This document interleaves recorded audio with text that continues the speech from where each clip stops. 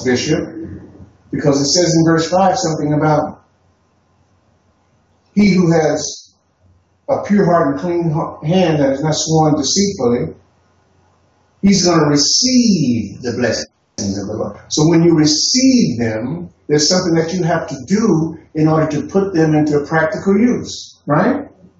First taking it, unwrapping it, and then, oh, isn't this that? And then using it. Whether it's $100 billion, or whether it's something that you can, or the deed to, you know, a big piece of land or whatever. But you have to receive it. For receiving it is actually doing something. You might have to go to a courthouse to say, hey, I got this, and I want to lay claim to this, and this is in my name now. But you gotta do something. Huh? If you say, oh, I got this check for $100 billion, and I want to build some hospitals here, some schools here, and I want to build some industries here, you know, because when you build industries, you know, I heard a guy this morning, I was watching Wall Street, and the guy was saying, Bishop, that, well, they were asking, what do you think the problem with, you know, the administration doing this and raising taxes? And he said, well, what you need to do is when you grow the economy, you automatically grow jobs. I'm thinking, wait a minute. That's true. Because when businesses get bigger, they need more people, don't they? But you mean to tell me that here's a guy that's been to Harvard, right? Probably graduated in the top percentile of his class, right? He's an expert in this, right? I know that. I got to have him tell me, you know, something that's common sense.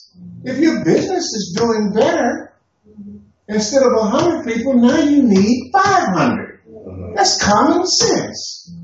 Now I need a joker with a suit and tie on to come on TV with the picture of the White House behind him and tell me that this is the way out of this problem.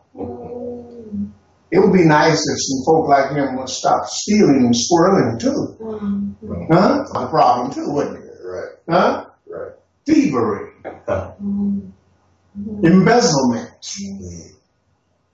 Fat cats like Enron, Bernie Madoff, and government folk. You know? So, you know, they're skirting the issue. They're saying, well, it's all President Obama's fault. Well, it's not all President Obama's fault, because last time I checked, they had famines and earthquakes and cheaters and liars and schemers and defrauders before President Obama was even born. So that's all his fault. Interesting, isn't it? Yes. But my point is, you have to do something when you receive the blessing. We want to lock in on that because so many believers believe that, well, I don't have to do anything, you know, God knows everything.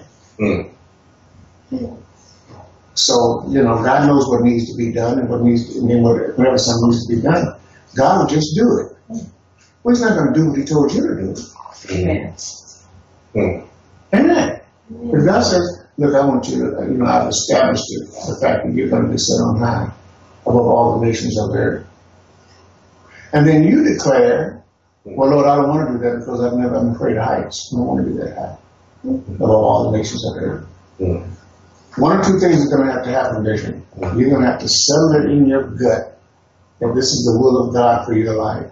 And begin to do it, which means you have to get over this fear of heights. See, that's what the children of Israel had, Bishop.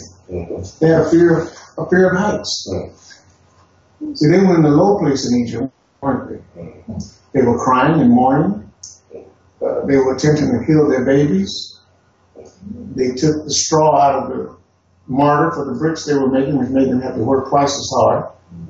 And they were crying from the harsh whip of the taskmaster, weren't they? And He called a man named Moses. He brought them out, and when He brought them out, Bishop, He didn't bring them out just, you know, all crippled and sad and stuff. Everybody had so much gold, even they had so much gold and silver, Bishop, that they had to hang the gold around the necks of the little children as they were exiting out of Egypt. Then when they got to the Red Sea, they didn't know where to go.